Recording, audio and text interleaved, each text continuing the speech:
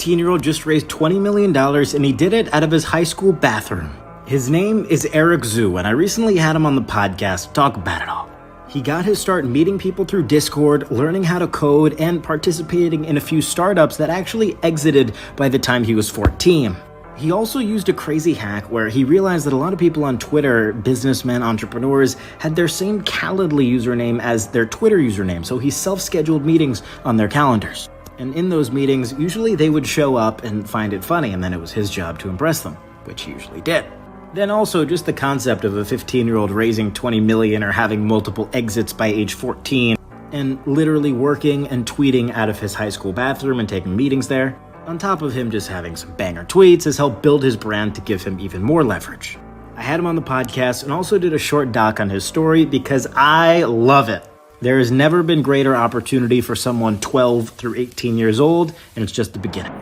Walk me through that. Why is being in the bathroom on a pitch effective? It's different because it's like no sane person's gonna go to the bathroom and take a call there, right? You know, we're probably the only one. So yeah, and it actually goes viral incredibly fast, which is crazy. So well, it's true because you are quite literally shit posting.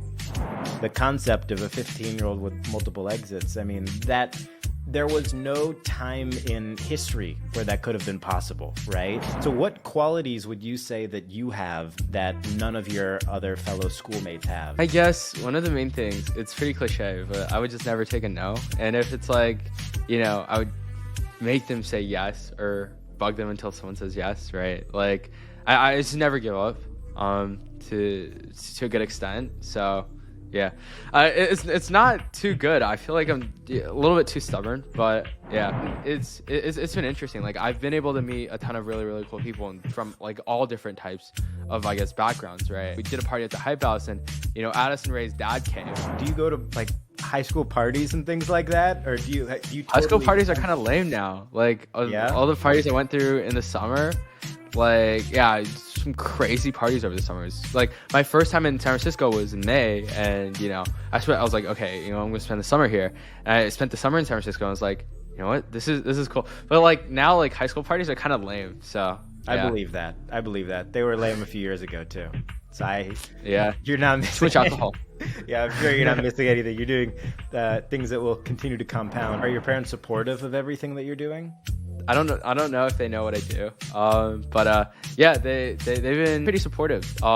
Yeah, it's been interesting. It's like yeah, it's been crazy just because like the people that I got to work with and that kind of stuff. I guess my friends are like, oh, I've probably heard of them before. So we're like, oh, this person's big in the Asian community. Your story, it's just getting started. I can't wait to see what you do. I'm here to help and support in any way I can, and just keep crushing, brother. Yeah, awesome chatting.